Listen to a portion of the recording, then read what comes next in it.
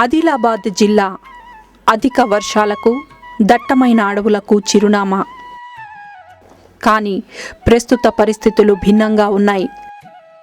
గత 2 సంవత్సరాలలో తగ్గిన వర్షపాతం, క్రమంగా తరిగిపోతున్న వృక్ష సంపద, నీటి ఎద్దడి కారణంగా ఈ జిల్లా మరొక తీవ్ర కరువు ప్రాంతాన్ని తలపిస్తోంది.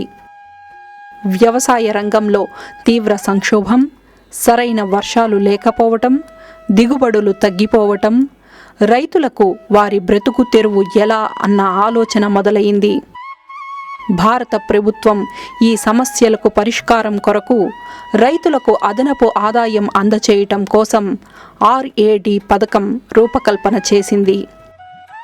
ఈ పథకం ద్వారా ఎంపిక చేసిన గ్రామాల్లో వ్యవసాయ అనుబంధ పరిశ్రమలైన పాడి పశువుల పెంపకం, గొర్రెల పెంపకం, పండ్ల తోటలు, కూరగాయల పెంపకం మొదలైన వాటికి లబ్ధిదారులకు 50% రాయితీ మీద వనరులు సమకూర్చబడతాయి.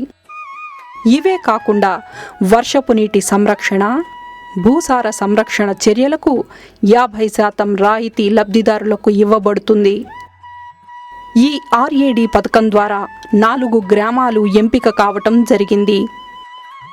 ఇందులో భైన్సా మండలంలోని డేగాం మరియు ఎగ్గాం గ్రామాలు ఎంపిక కాబడ్డాయి.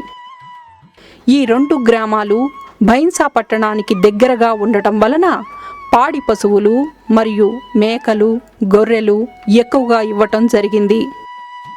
డేగాం గ్రామంలో శ్రీ సున్నపు లక్ష్మణ్ RAD పథకం ద్వారా పశువులను పొంది అదనపు ఆదాయం సంపాదిస్తున్నాడు.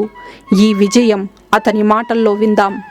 మా ఊరిలో మా ఎమ్మెల్యే గారు మరియు ఈ వాటర్ సైడ్ వారి మా సర్పంచ్ గారి ప్రోత్సాహంతో ఈ గేదెలను సబ్సిడీ ద్వారా ఇవ్వడం జరిగింది.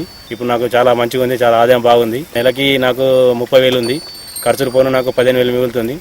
అదేవిధంగా ఎగ్గాం గ్రామంలో శ్రీమతి K. లక్ష్మి ఒక గొర్రెల యూనిట్ తీసుకొని దాని ద్వారా అదనపు ఆదాయం సంపాదించాలన్న ఆలోచన తన మాటల్లోనే తెలుసుకుందాం. మేము లోన్ కట్టుకున్నాం 25,000 CAD సార్ల దగ్గర లోన్ కట్టుకుంటే మా సార్లు కూడా 25,000 లోన్ ఇచ్చారు వాళ్ళు. అయితే ఆ లోన్ పైసలు మేము మొత్తం కలిసి గొర్రెలు కొనుక్కుందామని అనుకున్నాము.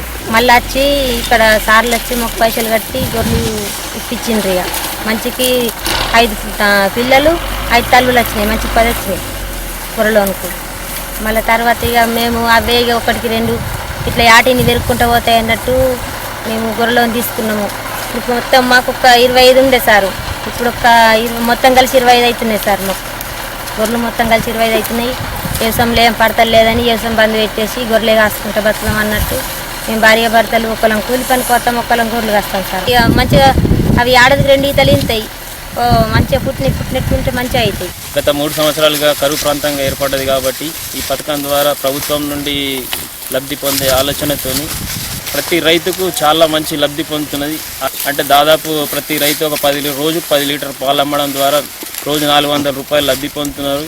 అలాగే ఈ గొర్రెల విషయానికి వస్తే కూడా ఈ గొర్రెలు ప్రతి సంవత్సరము 2 ఈతలు ఈనడం అనేది జరుగుతుంది. అంటే 2 ఈతలు అంటే ప్రతి సంవత్సరానికి 2 పిల్లలు రావడం అనేది జరుగుతుంది. కాబట్టి ప్రతి రైతు కూడా ఈ విషయంలో సంవత్సరానికి ఈ 50,000 ద్వారా ఇంకో 50,000 లబ్ధి పొందే అవకాశం ఉంది. కాబట్టి ఈ పథకం మా ప్రాంత రైతులకు చాలా లబ్ధి చేకూరుస్తున్నది. నా పేరు అమరేష్ కుమార్, నేను assistant director agriculture water shed. ఈ పథకంలో ఇక్కడ 4 గ్రామాలు ఎంపిక అవ్వడాయి. కానీ గవర్నమెంట్ ఆఫ్ ఇండియాలో ఉన్న వాటిలలో ద బెస్ట్ స్కీమ్ అని చెప్తున్నాను. దీంట్లో 50% లబ్ధి, 50% రాయితీతో ప్రతి వస్తువు తీసుకోవడానికి అవకాశం ఉంది రైతుకు కావాల్సింది.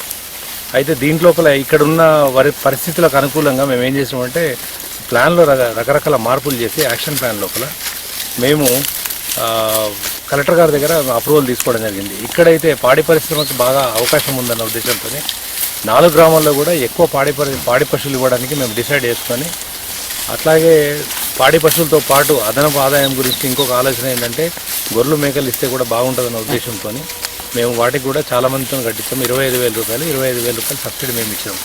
అయితే ఇప్పుడు రాబోయే సంవత్సరంలో 2016-17 లోపల మేము ఈ స్కీమ్ లోపల రకరకాల మార్పులు చేర్పులతో మేము తీసుకొస్తున్నాము. దీంట్లో ఏంటంటే పౌల్ట్రీని కూడా తీసుకొస్తున్నాము అండ్ ఫిషరీ కాంపోనెంట్ కూడా తీసుకొస్తున్నాము. అంటే అగ్రికల్చర్ అండ్ అలీడ్ ఏవైతే సబ్జెక్ట్స్ ఉన్నాయో ఆ సబ్జెక్ట్స్ అన్నింటినీ కూడా ఇంక్లూడ్ చేసి రైతుకి ఏ రకంగా రూపాయలు వస్తాయన్న ఆలోచన ఉద్దేశంతోనే మేము ఈ పథకాన్ని ఇంకా ముందుకు తీసుకుపోతున్నాము. 2015-16 కన్నా 16-17 లోపల మా అవుట్లే చాలా ఎక్కువ ఉంది. 2 కోట్ల రూపాయలు మాకు ఇచ్చినారు ఇక్కడ ప్రభుత్వం ద్వారా. సో దీంట్లో 6 నుంచి 8 క్లస్టర్స్ మేము చేయదలుచుకున్నాము.